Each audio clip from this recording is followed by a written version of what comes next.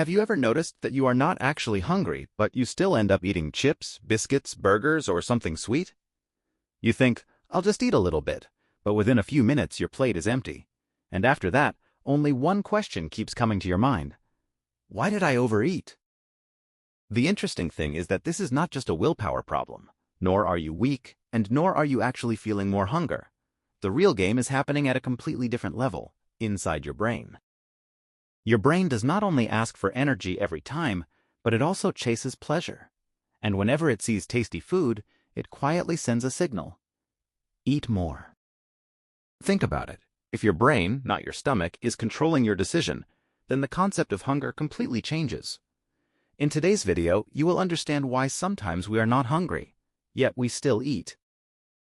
The first thing you need to understand is this. Eating is not just about survival anymore. In today's world, food has become more about pleasure than energy, and this is where your brain plays a very powerful role. Inside your brain, there is a system called the reward system. Its job is simple: make you feel good and push you to repeat things that feel good again and again. When you eat tasty food like pizza, chocolate, fries, or sugary snacks, your brain releases a chemical called dopamine. This chemical creates a feeling of pleasure and satisfaction. Now here is the interesting part.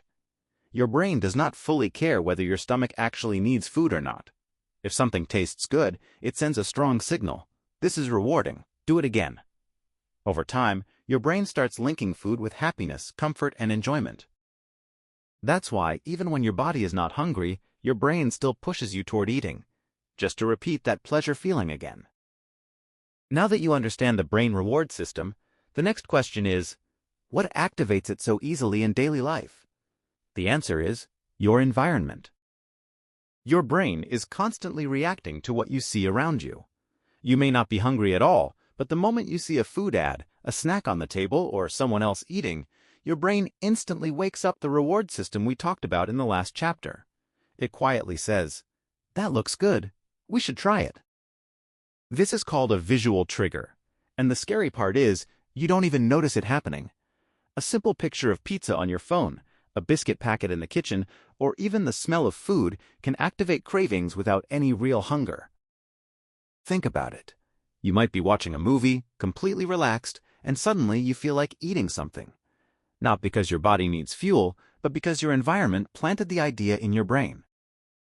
So in reality, hunger is not always coming from inside your stomach. Sometimes it is being created outside by everything your eyes and senses pick up every day. After understanding brain reward and visual triggers, there is another powerful reason why we eat without hunger, and that is emotions. Your brain does not only react to food and environment, it also reacts to how you feel. Stress, boredom, sadness, loneliness, or even overthinking can silently push you toward food. Not because your body needs energy, but because your brain is looking for comfort. Think about it. After a long, stressful day, you open the fridge without even realizing why. Or when you are bored at night, suddenly snacks feel necessary. In that moment, food is not fuel. It becomes an escape. This is called emotional eating. Your brain temporarily uses food to change your mood. When you eat something tasty, dopamine is released, and for a few seconds you feel better. But the problem is, this feeling does not solve the real emotion. It only covers it. So a loop is created. Feeling bad, eating, temporary relief, feeling again, eating again. And slowly, this loop becomes automatic. You don't even notice when emotion turns into hunger. Now everything starts connecting together.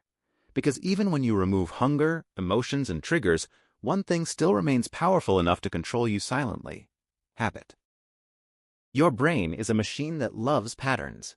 Once it learns a behavior, it tries to repeat it automatically without asking you every time. This is called the habit loop. It has three parts: a cue, a routine, and a reward. For example, imagine every night you sit on your bed and start scrolling your phone.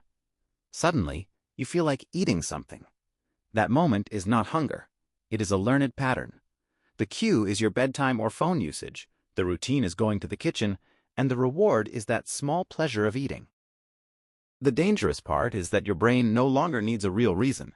It just follows the loop like autopilot. That's why, even when you are full, even when you are not stressed, you still find yourself eating. So now the real question is not why am I hungry, but what habit is controlling me without my awareness? Now after everything connects, one final truth comes in front, and this is the most shocking part. Your real enemy is not hunger. Your stomach does not confuse you, but your brain quietly controls you. Think about it. You feel, I am hungry, but in that moment, your brain has already made the decision. Sometimes the reward system is active, sometimes emotions get triggered, sometimes the environment sends signals, and sometimes old habits run on autopilot.